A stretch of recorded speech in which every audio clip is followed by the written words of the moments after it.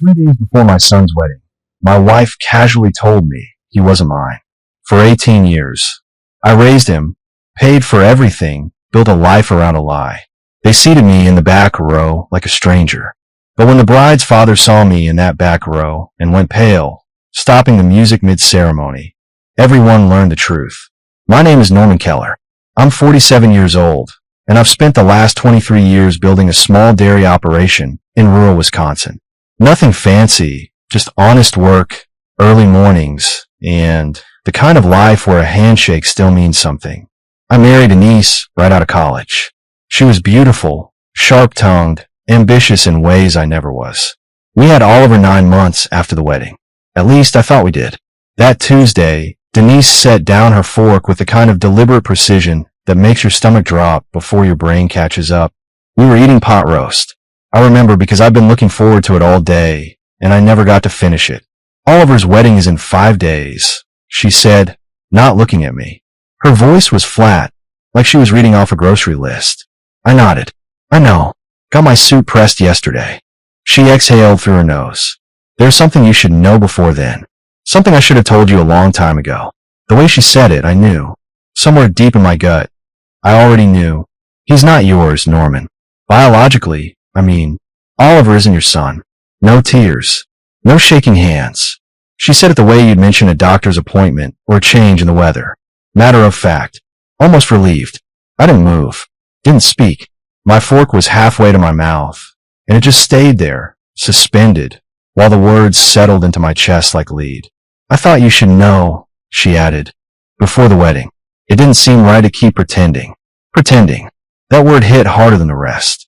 23 years of pretending. I set the fork down carefully, pushed my chair back, and walked out the back door. Didn't grab my coat. Didn't say a word. I just walked to my truck, climbed in, and sat there in the dark driveway until the cabin light timed out. I didn't cry. I didn't punch the dashboard. I sat there and stared at the edge of the tree line, numb, while the cold seeped in through the windows. The truth was, part of me had suspected for years. The way Oliver looked nothing like me. The way Denise flinched whenever I mentioned family resemblance. The distance that grew wider the older he got. But suspecting and knowing are two different animals. One you can live with. The other tears you apart from the inside. I stayed in that truck for 3 hours. When I finally went back inside, the house was dark and Denise was already in bed. I walked into my office, opened the filing cabinet, and pulled out a folder I hadn't touched in 8 years. Inside was a single piece of paper, a DNA test, Oliver's and mine. I'd known the truth since he was 10 years old. The DNA test had cost me $200 and 3 weeks of sleepless nights. Oliver was 10 years old, playing Little League, losing teeth, still calling me Dad without hesitation. But something had shifted between Denise and me that year. She'd grown distant, secretive. Late-night phone calls she'd take in the garage. Weekend trips to visit her sister that always seemed to coincide with my busiest seasons at the dairy. One night, I'd found an old photograph in her dresser drawer while looking for batteries. It showed her at some corporate retreat, years before we married, standing next to a man I didn't recognize. They were laughing, his arm around her waist, her head tilted toward him in a way that felt too familiar. I'd ordered the test the next day. Used one of those home kits you can buy online. Swabbed Oliver's cheek while he slept. Told myself I was being paranoid, that I was destroying my own peace of mind over nothing. The results came back on a Thursday. I remember because I just finished the morning milking and found the envelope in the mailbox. I sat in my truck, right there at the end of the driveway, and opened it. Not a match. Probability of paternity, 0%. I'd sat there for an hour, staring at those words, waiting to feel something. Rage, betrayal, grief.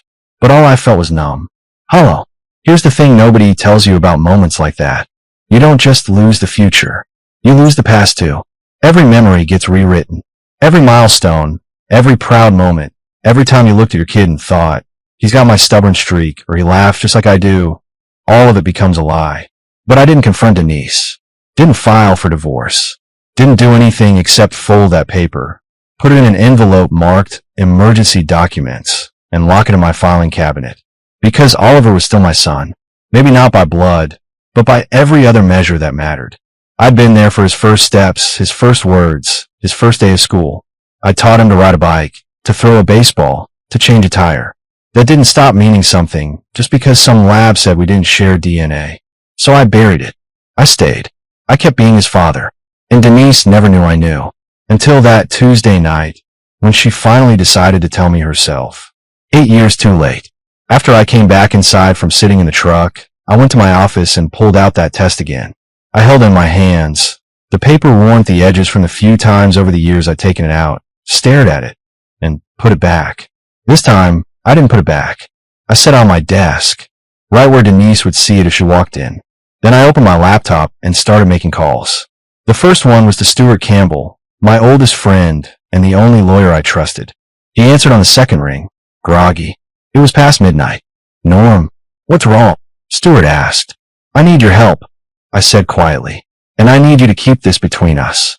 Stuart showed up at my house at 7 the next morning, before sunrise, carrying 2 cups of gas station coffee and a leather briefcase that had seen better days.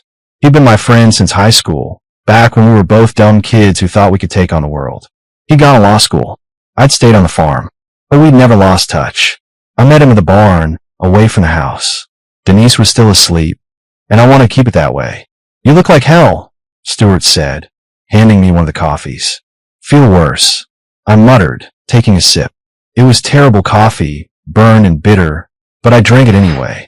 Stuart leaned against the fence, watching the cows move slowly across the pasture. He didn't push. That was one thing I'd always appreciated about him. He knew when to wait. Denise told me the truth last night. I finally said, about Oliver, that he's not mine. Stuart's jaw tightened, but he didn't look surprised. You already knew, didn't you? I nodded. 8 years. Found out when he was 10. Never said a word. Why not? He asked. Because he was my son. I said simply. Still is, far as I'm concerned. Blood doesn't change what we built together. Stuart was quiet for a moment, then pulled a notepad from his briefcase. So why call me now? What changed? She told me 3 days before his wedding. I said, my voice flat. Not because she felt guilty, because she wanted to make sure I knew my place. That I wasn't invited to stand with the family. That I'm just the guy who paid the bills. What do you want to do about it? Stuart asked carefully. I took another sip of coffee and stared out at the horizon. Gerald Ramsey, the bride's father. He owns Ramsey Agricultural Holdings. 5 years ago, he was about to lose everything. Banks were calling in loans. Creditors were circling. He came to me, desperate, looking for a private investor. Stuart's eyes narrowed. You didn't. I did, I said. Put up $2.1 million. Took a 49% stake under a silent partnership agreement. Kept him afloat. Saved his reputation. He never asked why I wanted in. He just needed the money. And now, Stuart prompted, now I need you to review that contract, I said, pulling a folded document from my jacket pocket. Specifically, Clause 14, the one about material disrespect or reputational harm from direct family connections. Stuart unfolded the paper and read it, his expression shifting from curious to impressed. You wrote this. You did, I reminded him. 5 years ago. You told me it was insurance. Just in case. He looked up at me. If you invoke this, you'll have temporary controlling authority over his entire operation. Board votes, contracts, the works. You could shut him down if you wanted. I don't want to shut him down, I said quietly. I just want him to understand who he's disrespecting. And I want everyone at that wedding to see it happen. Stuart folded the paper carefully. When do you want this filed? Tomorrow morning, I said. I want the board notified by Friday afternoon, right before the rehearsal dinner. He nodded slowly. This is going to get ugly, Norm. It already is, I said.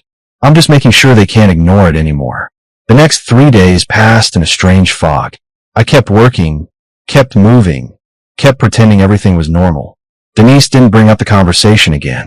She moved through the house like I wasn't there, focused entirely on last-minute wedding details, coordinating with caterers and florists like our marriage hadn't just imploded.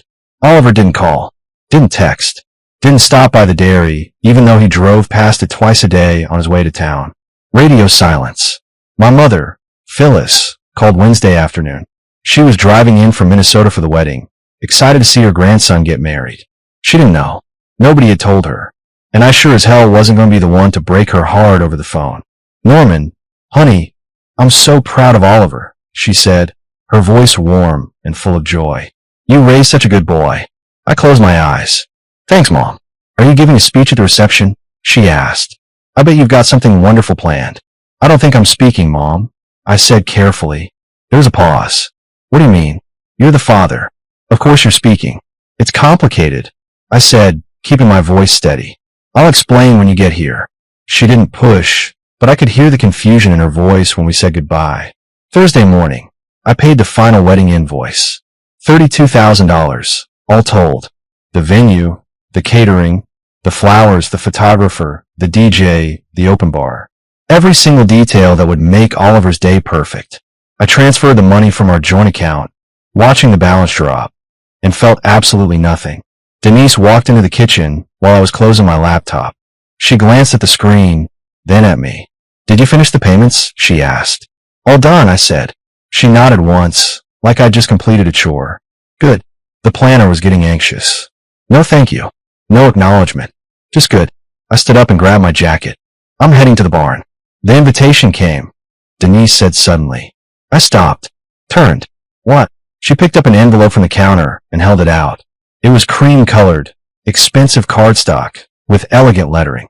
My name was printed on the front. Mr. Norman Keller. Not Dad. Not father of the groom. Just my name. I opened it.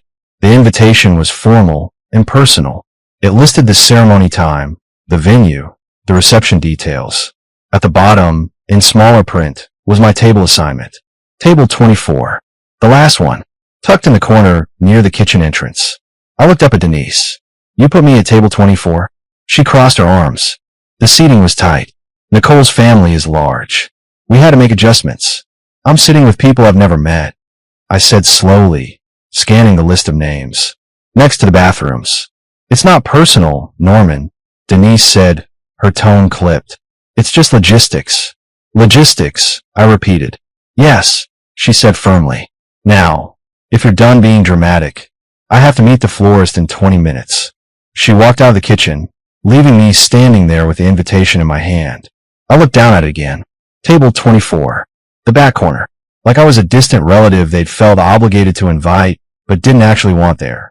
I set the invitation on the counter, walked out to my truck, and drove straight to Stuart's office. Friday afternoon, I was in the barn checking on a sick calf when my phone buzzed. It was Stuart. It's done, he said without preamble. The board received a notification an hour ago. Clause 14 has been invoked. As of 4 p.m. today, you have temporary operational authority over Ramsey Agricultural Holdings, pending board review. I straightened up, wiping my hands on my jeans. How long until Gerald finds out? He already knows, Stuart said. His CFO called him immediately. From what I understand, he's been trying to reach you for the last 30 minutes. I looked at my phone. 7 missed calls from a number I didn't recognize. Let him wait. Norm, he's going to come looking for you, Stuart warned. Good, I said. Let him come. I'll be at the rehearsal dinner tonight. He can talk to me there. There was a pause on the other end. You're really going through with this? Every step, I said. See you tonight. I hung up and went back to work. The calf needed attention more than Gerald Ramsey's panic did. 20 minutes later, a truck came roaring up my driveway, kicking up gravel and dust. Gerald climbed out, his face red, his jaw tight. I kept working, filling the water trough, not looking up. Norman, Gerald shouted, storming toward me. What the hell do you think you're doing? I finished filling the trough, turned off the hose, and finally looked at him. Taking care of my animals. What are you doing? You know damn well what I'm talking about, Gerald snapped. You invoke Clause 14. You're taking control of my company 3 days before my daughter's wedding. Temporary control, I corrected calmly. And I'm not taking anything. I'm exercising the terms of our agreement. The one you signed 5 years ago. This is insane, Gerald said, running a hand through his hair. What do you want? Money? More equity? Just tell me what you want and let's fix this. I don't want any money, I said, crossing my arms. I want respect. He blinked. What? Your future son-in-law is my son, I said. I raised him. I paid for this wedding. Every cent.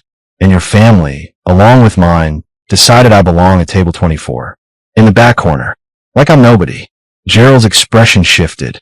Confusion, then understanding, then something close to guilt. Norman, I didn't know about the seating. That was Nicole and Denise. They handled all that. Doesn't matter who handled it, I said. It happened, and now you're going to fix it. Ow, Gerald asked, his voice strained. You'll figure it out, I said, walking past him toward the barn door. See you at the rehearsal dinner, Gerald. He stood there in my driveway, watching me go, and for the first time in 5 years, he looked like a man who just realized he'd made a terrible mistake. The rehearsal dinner was held at a country club just outside town, the kind of place where everyone knows your name and your credit limit. I arrived exactly on time, wearing a simple suit, no tie. Denise was already there, playing hostess, smiling and laughing with guests like nothing was wrong. Oliver stood near the bar with his groomsmen, a drink in hand, looking relaxed. He saw me walk in, and his smile faltered for just a second before he turned away. Didn't wave, didn't acknowledge me, just turned his back. My mother, Phyllis, spotted me immediately and made her way over.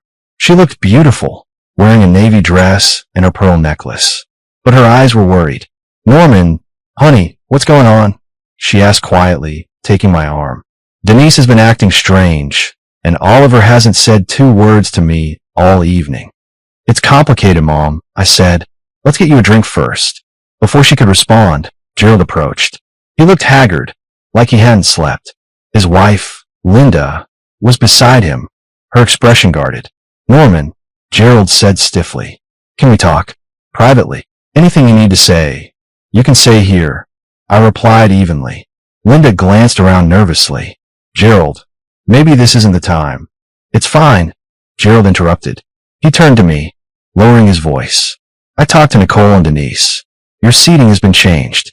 You'll be at table 3, with the family. Table 3, I repeated. Yes, Gerald said. It's right near the head table, close to Oliver and Nicole. I'm sorry about the confusion. My mother looked between us, clearly lost. What confusion? Nothing, Mom, I said, keeping my eyes on Gerald. Just some last-minute adjustments.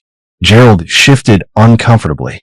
And about the other matter, the business matter, can we discuss terms? Come to an arrangement. There's nothing to discuss, I said calmly. The agreement stands as written. You'll have control back when the board completes their review. Until then, I'm holding the reins. His jaw tightened. You're doing this to humiliate me. No, I said. I'm doing this so you understand what it feels like to have your authority stripped away in front of everyone who matters. Linda's eyes widened. My mother looked at me sharply. Several nearby guests had stopped talking and were watching us now. Gerald opened his mouth to respond, but before he could, Denise appeared at my elbow. What's going on here? She demanded, her voice tight. Just clarifying some details, I said, about respect and consequences. Denise looked at Gerald, then at me, and I saw the moment she realized something had shifted. That I wasn't just going to sit quietly in the back and accept whatever scraps they threw my way. Norman, don't make a scene, Denise hissed. I'm not making a scene, I said. I'm just standing here. But if you'd like to discuss our situation publicly, I'm happy to oblige. Her face went pale. Gerald took a step back, clearly wanting no part of whatever was about to happen. My mother touched my arm. Norman, what is she talking about? I looked at Denise, giving her a chance to come clean. She stared back at me, defiant and silent. Ask your daughter-in-law, I said quietly. She has a lot to explain. My mother didn't let go. She pulled me aside into a quieter corner of the country club, her face set in that expression I'd known since childhood, the one that meant she wasn't leaving without answers. Norman Joseph Keller, she said, using my full name the way she only did when she was serious. What is happening? And don't tell me it's nothing. I looked at her. This woman who'd raised me to be honest, to stand up for myself, to never back down from the truth. She deserved to know. Denise told me 3 days ago that Oliver isn't my biological son, I said quietly. That he never was. The color drained from her face. She gripped my arm, steadying herself. What? I've known for 8 years, Mom, I continued. I found out when he was 10. Did a DNA test. But I stayed. I kept being his father because that's what he needed. 8 years, she whispered. You've known for 8 years and never said anything. What was I supposed to say? I asked. He was my son in every way that mattered. I wasn't going to abandon him because of biology. My mother's eyes filled with tears, but she blinked them back. And Denise just told you now, days before his wedding. She wanted me to know my place. I said, that I'm not really family. That's why they put me at table 24. In the back. Like I'm some distant relative they had to invite out of obligation. That's cruel, my mother said, her voice shaking with anger. That's unforgivably cruel. Across the room, Denise was watching us. She must have seen the look on my mother's face because she started walking over, her expression defensive. Phyllis, Denise said carefully, is everything all right? My mother turned to her, and I saw something I'd rarely seen before. Cold fury. How dare you? My mother said, her voice low but cutting. How dare you treat my son this way? I don't know what Norman told you, but Denise started. He told me the truth. My mother interrupted. Something you should have done 23 years ago. People nearby stopped talking. The room was getting quieter, attention shifting toward us. This is not the place, Denise hissed. Then where? My mother demanded. When were you planning to acknowledge what you've done? When were you going to thank the man who raised your son, paid for everything, gave up everything, while you lied to his face for over 2 decades? Oliver appeared then, confusion on his face. Grandma, what's going on? My mother looked at him, and I saw her heart break. Oliver, honey, did you know? Did you know Norman isn't your biological father? Oliver's face went pale. He glanced at Denise, then at me. I've known since I was 16. Mom told me. The words hit like a hammer. 16. He'd known for 2 years. 3 years of growing distant, cold, dismissive. It wasn't confusion or teenage rebellion. It was a choice. And you didn't think I deserved to know you knew? I asked quietly. Oliver shifted uncomfortably. Mom said it would be easier if we just didn't talk about it. Easier for who? My mother asked sharply. Oliver didn't answer. He just stood there, looking between his mother and me. And for the first time I saw him clearly. Not as my son, but as a stranger wearing a familiar face. The wedding morning came with clear skies and perfect weather, the kind of day that makes photographers smile. I hadn't slept much. My mother had stayed up with me until almost 2 in the morning, both of us sitting in the kitchen of my farmhouse, drinking coffee and trying to make sense of the wreckage. Are you going? She'd asked. I'm going, I confirmed. I paid for it. I'm going to see it through. Now, standing in front of the mirror in my bedroom, I adjusted my tie. The same tie I'd worn to Oliver's high school graduation. The cufflinks he'd given me when he got accepted to college were on the dresser. I picked them up, looked at them for a long moment, then set them back down. I wore plain silver ones instead. I drove to the venue alone. My mother had offered a ride with me, but I needed the silence.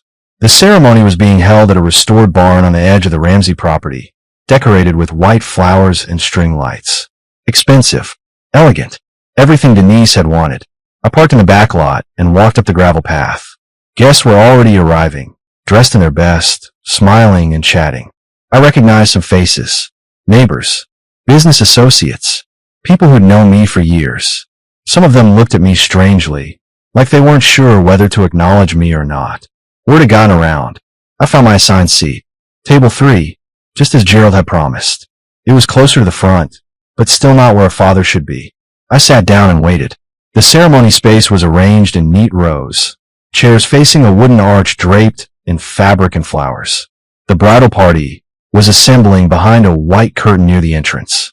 I could hear voices, nervous laughter, last-minute adjustments. Then I saw him, Oliver, in his tuxedo, standing with his groomsmen. He looked good, confident, happy. He glanced in my direction, and our eyes met for just a second before he looked away. No acknowledgement, no nod, nothing. My mother arrived and sat beside me, taking my hand. I'm here, she said simply. The music started, a string quartet playing something classical and romantic. Guests settled into their seats. The officiant took his place under the arch. Then Gerald appeared, walking down the side aisle toward the front. He was supposed to escort Nicole down the aisle, but something was off. He looked pale, shaken. His eyes scanned the crowd, and when they landed on me, he froze. For a long, terrible moment, he just stared, like he was seeing me for the first time, like he'd forgotten I existed and suddenly remembered exactly who I was and what I held over him. The music swelled. Nicole appeared at the entrance in her white dress, radiant and beaming. But Gerald wasn't moving. He was still standing there, staring at me, his face ashen. Someone whispered something to him. He blinked, seemed to shake himself, then turned toward his daughter. But his hands were trembling. The processional began. Nicole started down the aisle, her arm linked with Gerald's. But he was stiff, mechanical, like every step was taking effort. When they reached the front, the officiant smiled and began the ceremony. But Gerald wasn't paying attention. He kept glancing back at me, his jaw tight, his expression strained. And then, just as the officiant asked everyone to be seated, Gerald held up his hand. "Wait," Gerald said, his voice cutting through the space. "Before we begin, there's something that needs to be said." The guests shifted uncomfortably in their seats. Nicole's hand went to her mouth. Oliver stood frozen at the altar, his face pale. Gerald cleared his throat, his voice stronger now. 5 years ago, my business was failing. I was weeks away from bankruptcy. Everything I built was about to collapse. And then Norman Keller, this man sitting right here, he gestured toward me, stepped in and saved it all. Murmurs rippled through the crowd. Heads turned in my direction. He invested over $2 million into Ramsey Agricultural Holdings. Gerald continued. He became a silent partner, asked for nothing in return except discretion. He saved my company, my reputation, and my family's future. And I repaid him by letting him be treated like he didn't matter. Denise stood abruptly from her seat. "Gerald, this is not." "Sit down," Gerald said sharply. It was the first time I'd heard him speak to anyone that way. Denise's mouth snapped shut, and she slowly lowered herself back into her chair. Gerald turned to face me directly. Norman raised the man standing at this altar. He paid for every part of this wedding, and he was seated in the back like a stranger because I didn't have the courage to stand up for what was right. That ends now. He walked down from the front, past the rows of stunned guests, until he stood directly in front of me. Then, to everyone's shock, he extended his hand. "I'm sorry," Gerald said, his voice thick with emotion. "You deserve better. From all of us." I stood slowly and shook his hand. Firm, steady, the handshake of two men who understood respect. My mother squeezed my other hand, tears streaming down her face. Gerald turned back to the crowd. "If anyone here has a problem with Norman Keller being treated as family, you can leave now. This wedding doesn't happen without him. None of this happens without him." Silence. No one moved. Then, slowly, people began to stand. First, it was my mother. Then Stuart and his wife. Then some of the dairy suppliers I'd worked with for years. Then Gerald's own business partners. Men who'd benefited from my investment whether they knew it or not. Within moments, nearly half the guests were standing. Not in protest. In solidarity. Oliver stood at the altar, watching this unfold, his face a mixture of confusion and something that might have been shame. He opened his mouth, closed it, then finally managed, "Dad, Don't," I said quietly. "Not now. Not here." Denise sat rigid in her seat, her face flushed with humiliation. A few of her relatives stood beside her, but most remained seated, uncertain. Gerald returned to the front. "We'll continue," he said to the officiant. "But first, I want to make something clear. Norman Keller is family. Anyone who treats him otherwise answers to me." The ceremony resumed, but everything had changed. The air felt different. The balance of power had shifted, and everyone knew it. The reception was awkward, to say the least. I stayed for the first hour, mostly for my mother's sake. People approached me cautiously, some apologizing, others just offering quiet nods of respect. Gerald made sure I was seated at table 1, right next to his family, though that just made the tension more obvious. Oliver tried to approach me twice. Both times, I politely excused myself. I wasn't ready for whatever apology or explanation he'd rehearsed. Maybe I never would be. Denise avoided me entirely, staying on the opposite side of the venue, surrounded by the few relatives who still supported her. I caught her staring at me once, her expression unreadable. Anger? Regret? I didn't care enough to figure it out. Around 8 p.m., I found my mother and told her I was leaving. "You did good today, honey," she said, hugging me tightly. "I'm proud of you." "Thanks, Mom," I said. "You heading back to the hotel?" "In a bit," she said. "I want to make sure people remember what happened here today." I smiled despite everything. My mother, ever the fighter. Stuart walked me to my truck. "Hell of a day," he said. "Yeah," I agreed.